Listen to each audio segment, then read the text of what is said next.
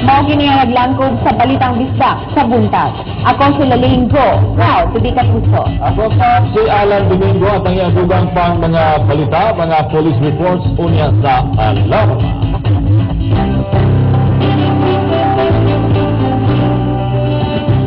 Karong buntag, mga suki at isisgutan ng gitinguhang pagpa-aumento sa presyo sa pan. Ang tara na ikinhanan bagyon tamong budget o mas dako-dako sa atong pamahaw painit. At akong interview with Mr. Christopher Ibiza, ang presidente sa Cebu Bakers Association. Good morning, sir. Ngayong buntag, Algin. Okay. Sir, saan ka na ba yung mga adlaw, saka, ang presyo sa harina, gumikan kay Misaka Sab, ang presyo sa trigo dito sa world market. Sir, o sa paano karon sa inyong pundok? Pasakaan ba ang presyo sa harina? Nirubak ko sa dikaroon. Marayon mo, sir, ang mga pangumento.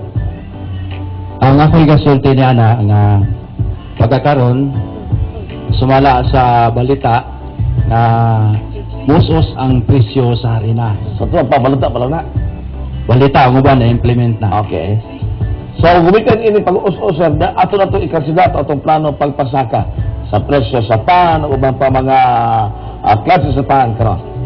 Sumala sa ato ang palisiya sa Cebu Bakery Association nga ang pag-increase o ang pag-decrease sa atong produkto sa bakery, i-based yun na siya sa costing, sa direct labor cost, sa direct material cost o sa overhead. Labor cost, overhead, o ganang marketing cost, Direct material cost. Kasi ipasabot kamay na, sir, briefly sa ito. Kanang direct material cost, muna siyang ato ang cost sa paghimo og pan, ang mga ingredients nga gigamit nato. Harina Sama sa harina may pinakadaghan yun, no? Oil ug uban pa.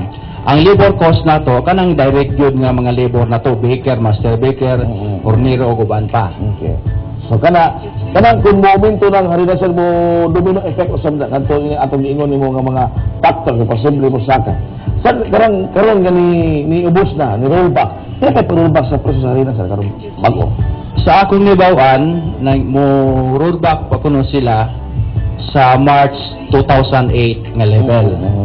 Kung inguna na magani ilang himuon sa atong mga flour miller, magpasalamat ta sa atong mga flour miller nga ang ato ang umaabot nga Pasko kalipay sa mga konsumidor sa pan ug sa mga bakery products ug kalipay usab nato ang mga bakery owner. Mga contributing factor Mr. Ibiza sa pagkusod sa harina, rollback karon bago. Wala ko masayod sa mechanics sa mga flour miller unsa nila pag rollback ang ilahang harina, pero sa akong nibawan harvest season na karon sa US sa mga harina. Nakatampo na para mabarato ang atong harina. Nakatampo na sa atong pagbarato sa harina. So kato mga kumakaog pandesal, mabuntag, mga kapuso, no? Mga pan, gani mo kaog kanon kay paano sila painit, sir. Makagarantiya ba kita kanila alang sa atong mga kapuso usab nga sakto ra ang presyo, pabilin nga og ang presyo og ang gibukatol sa pan. Ang labis siguro natong mahimo niya na ang dako-dako na sa ato ang timbang sa pan. Okay. So pagpadako na sa timbang sa pan, kung kay may rollback usab ang presyo sa harina. Inyo na ba ito mamahalang mismo ni Mr. Christopher Ibiza, ang presidente sa Cebu Bakers Association. Balik ang buhay naman, kuman naman sa pipi na kamagapay nung stand by. Soft, like a boss soft, like a porn star.